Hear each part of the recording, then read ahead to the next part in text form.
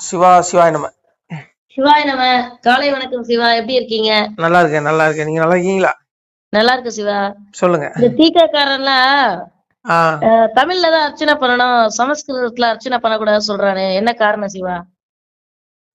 சரி, அப்படின்னா அவன் தமிழை ஏத்துக்கிறான்னு வச்சுக்கோமே. ஆ, நீ தமிழ் ஏத்துக்கிட்டா தமிழ் வந்து தெய்வ மொழின்னு திருமூலர் சொல்றாரு. ஆ, தெய்வ தமிழ்ங்காரு. ம், அப்ப நீ தமிழை ஏத்துக்கிட்டன்னா தமிழ் வந்து சிவனுடைய அந்த உருவம். தமிழ் மொழி சும்மா விளையாட்டு காரியம் கிடையாது. ஆ, மாரியும் கோடையும் வார்பணி தூங்க நின்று ஏரியும் நின்று கிழக்கின்ற காலத்தே ஆரியமும் தமிழும் உடனே சொல்லி காரியாளுக்கு அன்னை செய்தானேங்கிறான். ம், உலகம் எங்கும் பனிமூட்டமா இருந்தது. ஈசனும் சக்தி ரெண்டு பேரும் தான் இருக்கிறாங்களாம் ஆதியில. ஆ, உயிரினங்களை படைக்கல. இந்த மண்ணு கூட புல் பூண்டு கூட முளைக்கல. ஆ. அந்த நேரத்திலேயே தமிழையும் சமஸ்கிருதத்தையும் பார்வதிட்ட கொடுத்துட்டாரு சாமி. ஓ, மொழி சரி, சரி. மொழி அதுதான் கல் தோன்றி மண் தோன்றா காலத்தே முன் தோன்றிய மூத்த குடி தமிழ் குடினா. அப்ப சரி. கல் தோன்றிச்சு, மண்ணு தோன்றல. புரியுதா உங்களுக்கு? உயிரினங்களை புல் பூண்டு ஒண்ணும் படைக்கல. ஆ, அப்பவே தமிழ் தோன்றிருச்சு. ம், தமிழை தந்தது சிவன். ம், சிவன் யாரு? கடவுள், இறைவன். உனக்கு கடவுள் நம்பிக்கை இல்ல. அப்ப நீ ம். தமிழை பேசுறதுக்கே உனக்கு தகுதி இல்லைன்னு நான் சொல்றேன். தமிழ் காட்டு மிராண்டி மொழின்னு ஈவேரா சொன்னது தானே? சரி, ரைட், சொல்லிட்டாரா? சந்தோஷம், விட்டுருக்கேன். அப்போ இன்னொன்னே சொல்றேன். தமிழ் எனது தாய்மொழினா இது சமஸ்கிருதம் எனது தந்தை மொழின்னு இவங்க தூக்கி வச்சு கொண்டாடுற வள்ளலாரும் சொல்லியிருக்காரு. வள்ளலாரு சமஸ்கிருதத்தை தந்தை மொழின்னு சொல்லியிருக்காரு. ஏங்க உண்மைங்க. ஆரியமும் தமிழும் சொல்லி காரியம் ஆரியம் சமஸ்கிருதத்தை தமிழையும் கொடுத்திருக்காரு சாமி. அப்போ இன்னைக்கு வந்து இவன் தமிழ்ல அர்ச்சனை பண்றதை ஏத்துக்கிறான்னா, சரி, அப்ப நீ முருகனை ஏத்துக்கிற, ராமனை ஏத்துக்கல. அப்போ இவனுடைய புரிதலே தவறு. அதாவது அந்த முருகன் வேற ராமன் வேற கிடையாது. புரியுதா உங்களுக்கு? கீதையில பகவான் சொல்றாரு, சேனாதிபதிகளில் நான் முருகன், நீர் நிலைகளில் நான் சமுத்திரம், பறவைகளில் நான் கருடன், மனிதர்களில் நான் அரசன்காரு. சேனாதிபதிகள் நான் முருகனா வந்தது நான் தாங்கிறாரு. அந்த ராமன் தான் முருகனா வந்தது. அப்ப எங்க போய் முட்டுவேன்? எங்க போய் முட்டுவாங்கிற? அப்ப நீ வந்து தமிழ்ல அர்ச்சனை பண்ற ஏத்துக்கிறன்னா, அப்ப இந்த சேர சோழ பாண்டியர்கள் முட்டாள்களா? தெரியாம கேட்க. அப்போ சேர சோழ பாண்டியர் ஆட்சியில தமிழகம் எப்படி இருந்தது? அந்த தமிழ்நாடு சொல்றான். ராஜராஜ சோழன் வந்து சமஸ்கிருதத்துல வந்து அர்ச்சனை பண்றதுதான் கூட்டிட்டு வந்து கோவில்ல வந்து அர்ச்சனை பண்ண வச்சாரு அவரு. ஏங்க இல்லங்க, தப்பு இல்ல தவறு தவறு. எங்கேயும் போய் பிராமணர்களை கூட்டிட்டு வரல. பிராமணர்கள் இந்த மண்ணின் மைந்தர்கள், பூர்வ குடிகள். அதை புரிஞ்சுக்குவாங்க. இவங்க என்னமோ பிராமணர் வந்து வெளிநாட்டுல போய் கூட்டிட்டு வந்தாதான் இவங்க ஏதோ ஒரு கதை உருட்டுறானுங்க. அந்த உருட்டலாம். பிராமணர்கள் வந்து இலக்கியத்திலே இருக்காங்க சிவா, இலக்கியத்திலே இருக்காங்க. நான் இல்லன்னா மறுக்கவே இல்லை. ஆனா அவர் வந்து அந்த முக்கியத்துவம் கொடுத்திருக்காரு சமஸ்கிருதத்துல பாடுறதுக்கு. அத சொல்லுங்க சொல்லுங்க. அப்போ இந்த தமிழகம் எப்படி இருந்ததா? ஒரு நிமிஷம். பிராமணர்கள் வந்து சங்க இலக்கியத்துல இருக்காங்க, திருக்குறள்ல இருக்காங்க. திருக்குறள்ல பூணூல் பத்தி இருக்கு சிவா. அப்புறம் என்ன? திருக்குறள்ல பூணூல் பத்தி இருக்குது. இவங்களுக்கு திருக்குறளே தெரியாதா? தெரியுமா உங்களுக்கு? திருவள்ளுவர் திருக்குறள் சொல்லுவாங்க. திருவள்ளுவர் பத்தி பேசுவான். ஒரு நிமிஷம். திருக்குறளே இவங்களுக்கு முழுசா கேட்டா தெரியாது. சும்மா PhD பட்டம் வாங்கி வச்சிருப்பாங்க தவிர இவங்க எல்லாம் நீங்க குறுக்க கேள்வி கேளுங்க, ஒண்ணுமே தெரியாது. ஒண்ணும் தெரியாதுங்க. திருக்குறள்லயே வந்து பாத்தீங்கன்னா அவர் வந்து திருமகளை பத்தி பேசுறாரு, பெருமாளை பத்தி பேசுறாரு. யாரு? திருவள்ளுவர். என்னை பொறுத்த வரைக்கும் திருவள்ளுவர் ஒரு வைணவ ஐயங்கார் தான் நான் சொல்லுவேன். பல இடத்துல அவர் வந்து பாத்தீங்கன்னா பெருமாளை பத்தியும் மகாலட்சுமியை பத்தியும் பேசுறாரு அவரு. அந்தணன் அப்படின்றது பிராமணனே இல்லன்றான். அப்ப யாரா? பிராமணன் தான். அது ஒரு இது போயிட்டு இருக்கு பாத்தீங்களா சிவா? அதாவது ஒண்ணு புரிஞ்சுக்கோங்க. திருவள்ளுவர் வந்து சுத்த சைவம், சுத்த சைவம். இவனுக்கு சுத்த அசைவம். இவனுக்கும் திருவள்ளுவர் கிடையாது. திருவள்ளுவர் சொல்லுவாரு, அறவினை யாதனில் கொல்லாமை கூறல் பிறவினை எல்லாம் தருங்காரு. ஒரு உயிரையும் நோக்காமை சொல்லிட்டாரு. இவங்களுக்கு வந்து திருவள்ளுவரை பத்தி பேச தகுதி இருக்கா? கல்லுண்ணாமே சொல்லிட்டாரு. திருவள்ளுவர் வந்து கடைபிடிக்கிறதுக்கு இவங்களுக்கு எந்த விதத்திலுமே அருகதை கிடையாது. அப்போ வள்ளுவர் என்ன சொல்றாரு? எந்த ஒரு உயிரையும் கொல்லாமையே அரசியலாகும், கொள்ளுதலோ பிற எல்லா பாவச்சைகளும் செய்ய வழிவகுக்கணும். எந்த உயிரையும் கொள்ளாதாங்காரு வள்ளலார் மாதிரி திருவள்ளுவர். ஆமா ஆமா. அப்புறம் நீ மாட்டை திங்கிற, ஆட்டை திங்கிற, கோழியை திங்கிற, பண்ணியை திங்கிற, எல்லா இளவையும் திங்க. கொல்லான் புலால் உண்ணானை எல்லா உயிரும் கை கூப்பி தொழும் அப்படின்னு தொழும். உனக்கு தகுதி இருக்கா? இவன் மாட்டுக்கறி திருநன்றான். மாட்டுக்கறி திருவிழா நடத்துறான். அத சொல்லுங்க. அப்புறம் ஒரே ஒரு விஷயம், திருக்குறள்ல வந்து பிராமணர் மட்டும் இல்ல, அந்தனர் பிராமணர் மட்டும் கிடையாது. திருக்குறள்ல இன்னொன்னு இருக்கு, என்னன்னா அந்த பூணூல் மட்டும் கிடையாது, எழுதா கிளவி அப்படின்னு சொல்லிட்டு சங்க இலக்கியத்துல ஒரு இது இருக்கு சிவா. திருக்குறள்ல இல்ல, சங்க இலக்கியத்துல எழுதா கிளவின்னு சொல்றாங்க. இந்த எழுதா கிளவி அப்படின்னா பொதுவா பிராமணனுக்கு வந்து அந்த மனப்பாடம் செய்து நல்லா அந்த ஒப்பிக்கக்கூடிய அல்லது அதை பத்தி ஒரு பாட்டு பாடக்கூடிய இயல்பு இருக்கு அவனுக்கு. அப்படியா? அருமை. ஆமா, அந்த எழுதா கிளவின்ற வார்த்தை எதை குறிப்பிடுகிறது அப்படின்னு சொல்லி பாத்தீங்கன்னா வேதத்தை குறிப்பிடுகிறது. அப்ப சங்க இலக்கியத்துல எழுதா கிளவின்னு இருக்க.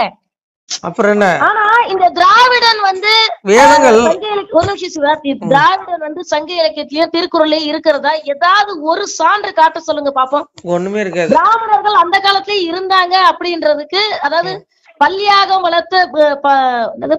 வளர்த்த முதுகுடுமி பாண்டியன் அப்படின்னு சொல்லிட்டு யாகம் வளர்த்த, இவங்க யாகமே வளர்க்கூடாதுன்றானுங்க, பல்யாகம் வளர்த்த முதுகுடுமி பாண்டியன் சொல்லிட்டு இருக்கு. அதாவது நீங்க சொன்னீங்க அந்த யாகம் வளர்த்தாங்கன்னு, அது உண்மைதான். அதாவது இவன் யாகம் வளர்க்கறது எதுக்குறான்ல, அப்போ மன்னர்கள் என்ன பண்ணிருக்கான், இந்த தமிழகம் எப்படி இருந்ததா மன்னர் ஆட்சியில, சேர சோழ பாண்டியர் ஆட்சியில, புன்னை மலர்காவில் பொறிவண்டியல் பாட அன்னமது குதித்தார் ஆடும் ஜோலைகளும் கண்ணல் கதலி கரும்பு பலாச்சுளையும் என் நேரம் இலங்கி நிற்கும் சோலைகளும் பொங்கு கதிரோன் பூமேல் குறை நிறைய நந்தாவனம் புத்து நகரி மனம் வீச செந்தாமரை புத்து சிலம்பு மனம் வீச அரகரா வென்று அபயம் இடுமொழியும் சிவசிவா வென்று துதிக்கின்ற பேரொழியும் மடியில் பணம் போட்டு மார்க்குத்தும் பேரொழியும் மட்டிமல்லா முதல்வனை போற்றொழியும் முத்தாலை பாண்டி மடவார் ஆடொழியும் மத்தாலை மோறு மடமடன்ற பேரொழியும் சமுத்திரத்து முத்து தன் கரையில் சேருவதும் குமுத்திரலாய் பெண்கள் குறவை இடுமொழியும் சங்கீத மேளம், நல்லா கேட்டுடுங்க, சங்கீத மேளம் தானோதும் ஆலயமும் மங்கள கீதம் வகுக்குகின்ற ஆலயமும், அடுத்த வரையில பாருங்க, காரண வேத கல்வி மொழி ஆலயம்ங்கிறான்.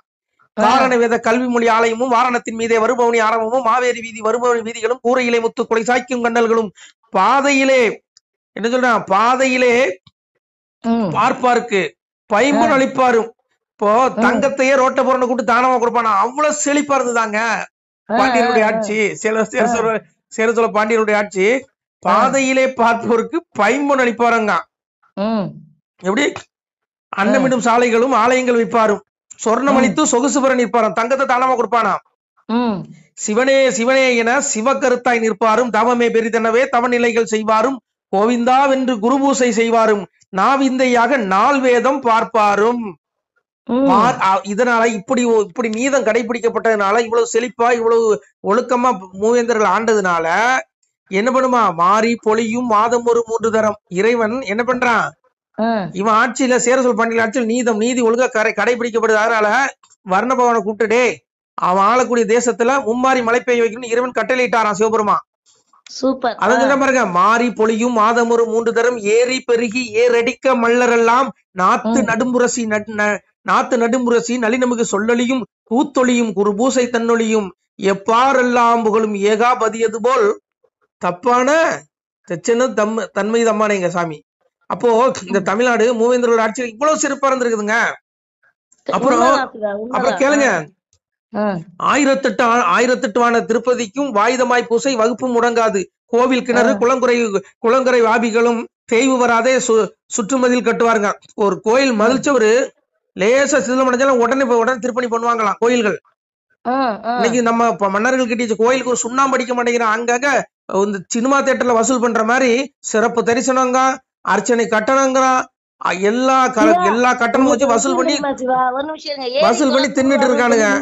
ஒரு நிமிஷம் இருங்க சிவா, ஏரி குளம் தூர்வார சொல்லி நிதி ஒதுக்கீடு செய்யறான்ல, அதை என்ன பண்றான் அப்படின்னு சொல்லி கேட்டீங்கன்னா, இப்ப இந்த உழவார பணி செய்யறாங்களா சிவ தொண்டர்கள், சிவனடியார்கள் சிவ தொண்டர்கள் உழவார பணி செய்யறாங்க பாத்தீங்களா, அதுல கணக்குல இவன் காட்டிக்கிறான் திருட்டு பையன். அதான் சொல்றேன் கேளுங்க, சாமி சொல்றாரு, நீர்வளத்துறை இருக்கு இல்லையா, நீர்வளத்துறை, அந்த நீர்வளைய தூக்கி திருடன் கையிலேயே சாவியை கொடுத்தா. சரி, அத நான் என்ன சொல்றேன், இல்ல ஒண்ணு புரிஞ்சுக்கோங்க, இந்த அரசாங்கம் இப்படித்தான் இருக்கும். சாமி அன்னைக்கே சொல்லிட்டாரு, 1008 திருப்பதிக்கும் வாயுதமாய் பூசை வகுப்பு முடங்க. மன்னராட்சியில 1008 திவ்ய தேசம், இப்ப இன்னைக்கு 108 திவ்ய தேசம் தான் இருக்குது பெருமாள் கோயிலு.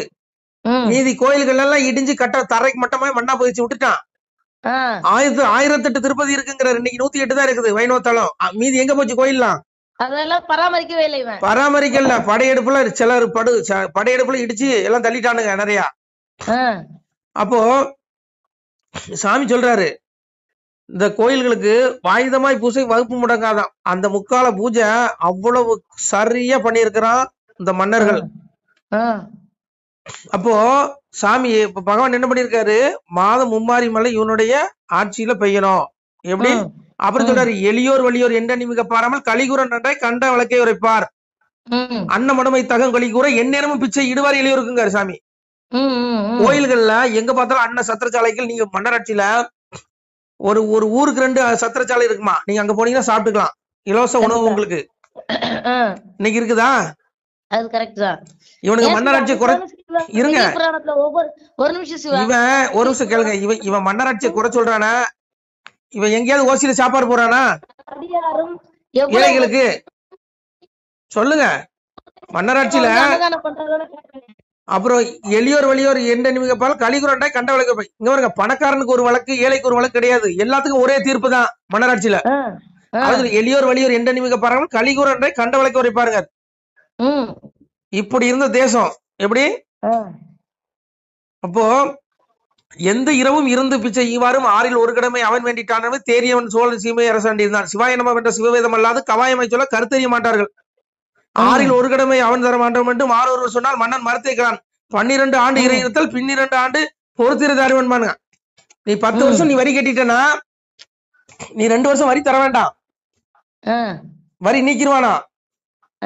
10 வருஷம் நீங்க சரியா வரி கட்டிட்டீங்கன்னா 2 வருஷம் வரி இலவச வரி கட்டாண்டாப்பா. அப்புறம் வரி கட்ட முடியாதவர்களை கட்ட வேண்டாப்பா, உன முடியல விட்டுருமானா மன்னன். அவ்வளவு மக்களை அவ்வளவு ஒரு அரவணைச்சு ஒரு சிவாயனமா வென்ற சிவவேதம் அல்லாது கவாயமை சொல்ல கருத்தறிய முடியும். எங்க பார்த்தாலும் சிவவேதம் ஓதிட்டு இருந்திருக்கான் கோயில்கள்ல, சிவனாம ஓதி இருக்கு. இன்னைக்கு இருக்குதா? இன்னைக்கு இன்னொன்னு, இந்த சேர சோழ பாண்டியர்களா பிராமணனுக்கு அந்த அந்த கிராமங்களை அவங்க கொடுத்தான். கிராமங்களை வச்சு பிராமணர்கள் நல்லா இருக்கட்டும் அப்படின்னு சொல்லிட்டு தானியங்களை கொடுத்தான். பிராமணர்களை தன்னோட 2 கண்கள் போல பாதுகாத்தான். அதாங்க காரணம். வேத கல்வி மொழி ஆலயம்னு சொல்றான்ல மன்னராட்சியில. கோவில்கள்ல வேத கல்வி யாக முறைகள் தினம் அந்த யாக கூட அணையாதான். வேத பிராமணர்களை வச்சு அவ்வளவு தூரம் சிறப்பா பண்ணிட்டு இருந்திருக்கிறான். அதான் 1008 திருப்பதிக்கு வாயுதமாய் பூசை வகுப்பு முடங்காதுங்கான. சரிதான். அப்போ பிராமணர்கள் எவ்வளவு கண்ணுகருத்துமா பாதுகாத்திருக்கான். அதனாலதான் நாடு அவ்வளவு செழிப்பா இருந்திருக்குது. ஒரே ஒரு விஷயம், இவ்வளவு ஏன் நாம பேசும் சிவா, ஒரே ஒரு விஷயம், இவனுக்கு கடவுள் பக்தியே கிடையாது.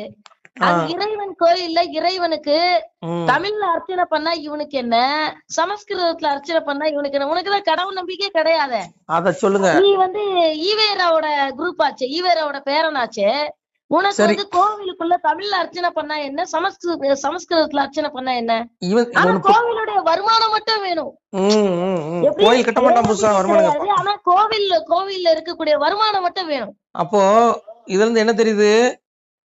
ஏங்க முதல்ல நான் சொல்லிட்டேன், மாரியும் கோடையும் வார்பணி தூக்கணும்னு சொல்லிட்டேன். அப்ப சமஸ்கிருதத்தை தமிழையும் சிவன் கொடுத்தது, 2மே சிவனுடைய மொழி. நீ சிவனை ஏத்துக்கலன்னா அப்ப நீ எதுக்கு தமிழ் பேசுறன்னு நான் கேட்கேன். நீ உனக்கு தமிழ் ஏன் உரிமை கொண்டாடுற? தமிழே தெய்வத்தினுடைய பாசை, உனக்கே தெய்வம் பிடிக்காது, இறை நம்பிக்கை இல்ல அப்படின்னு நீ சொன்ன நீ இங்கிலீஷ்ல பேசு, நீ தமிழ்ல பேசாத. தமிழ் தெய்வத்தோட மொழி. உண்மைங்க, சத்தியமான உண்மை. தமிழ் தெய்வத்தோட மொழிங்க. ஆமா சார், ஆமா சார். அதனால தமிழ் சமஸ்கிருதம் 2மே தெய்வீக மொழிதான், தெய்வீக பாசை. அப்ப நீ எப்படி நீ இத பத்தி பேசலாம் நான் கேக்குறேன்.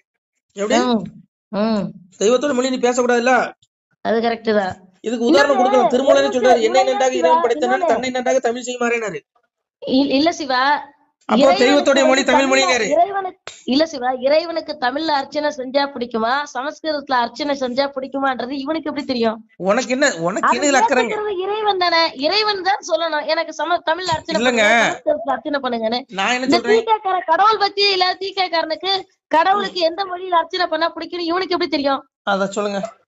உனக்கு நான் என்ன கேக்குறேன், உனக்கே கடவுள் நம்பிக்கை கிடையாது. சிவபெருமான்ட்ட தானே கேக்குறேன், இறைவா உனக்கு தமிழ்ல அர்ச்சனை செஞ்சா பிடிக்குமா, சமஸ்கிருதத்துல அர்ச்சனை செஞ்சா பிடிக்குமா அப்படின்னா அது அவருக்கு தான் தெரியும்.